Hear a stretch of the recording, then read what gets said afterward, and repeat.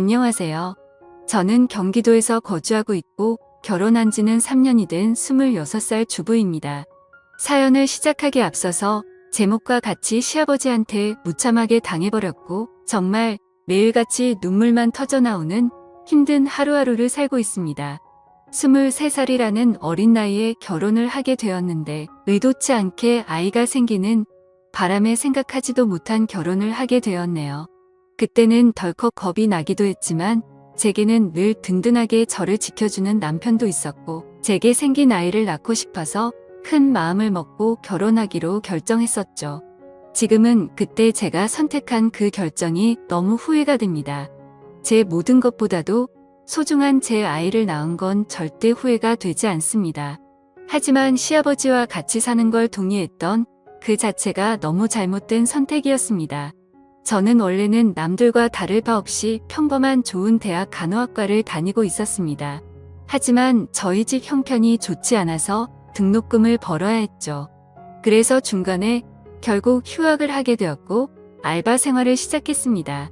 그로 인해 저는 휴학을 하게 되었고 알바 생활을 시작하게 되었습니다.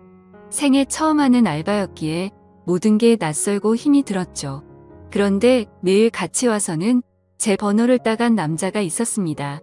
결국 저는 그 사람의 진심을 받아들이고 결혼을 하게 되었고 지금의 제 남편을 만나게 되었습니다. 남편은 결혼 전에 저를 보고 첫눈에 반했다며 거의 매일같이 알바하는 곳에 찾아왔습니다. 남편도 키가 크고 훈훈한 스타일이어서 저도 내심 싫지는 않았었고요. 제가 어렸을 적 아버지에 대한 트라우마가 심해서 남자를 한 번도 만나 본 적이 없었습니다. 그래서 다정한 남편에게 더 끌렸던 것 같네요.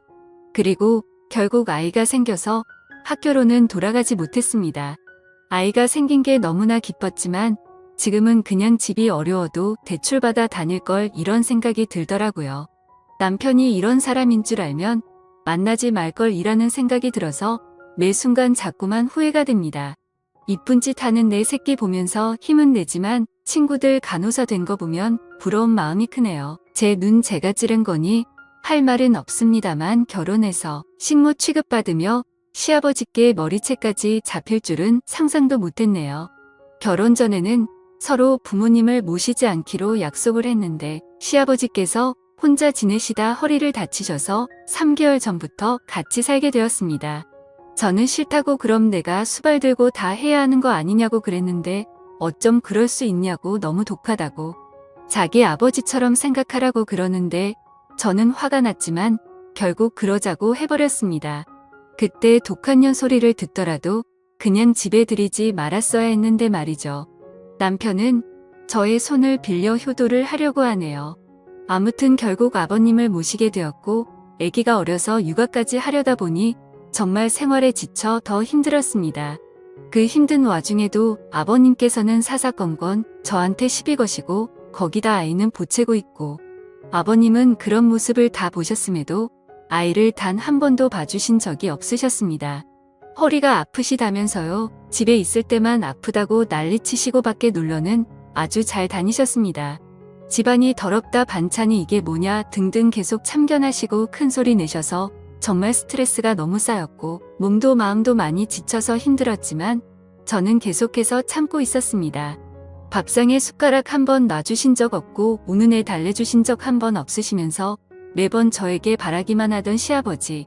어제는 주말이었는데 남편은 또 회사 나가고 저랑 아이 그리고 시아버지랑 함께 있었는데 점심에 몸이 너무 좋지 않아 국수를 했습니다.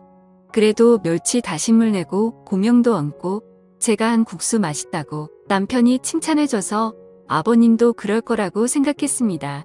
근데 국수를 보시자마자 화를 엄청 내셨고 애가 놀라서 우는데도 시끄럽다고 또 소리를 지르시더라고요. 드시지 않겠다며 국수를 그릇채로 싱크대에 갖다 부으셨습니다. 본인 것만 부은 게 아니라 저랑 아이 것까지요. 진짜 너무 분한 마음이 머리 끝까지 치솟았고 눈물이 나오는 걸 꾹 참고 아버님 밥으로 다시 해드릴게요 했더니 싫다 안 먹는다. 내가 며느리 눈치 보고 이런 대접 받아야 하냐? 하시고 방으로 들어가시길래 2번 정도 더 물었습니다. 반찬에 신경 써서 다시 차려드릴게요 했는데도 싫답니다. 안 드신답니다. 그래서 애기 밥은 먹여야 하고 다시 하기엔 이미 마음이 너무 지쳐서 힘이 쭉 빠져 있었습니다. 결국 애기가 치킨 먹고 싶다고 졸라서 어쩔 수 없이 치킨을 시키게 되었던 거죠. 그렇게 저는 치킨을 배달 주문을 하고서는 조심스레 아버님 방 앞으로 가서 말했습니다.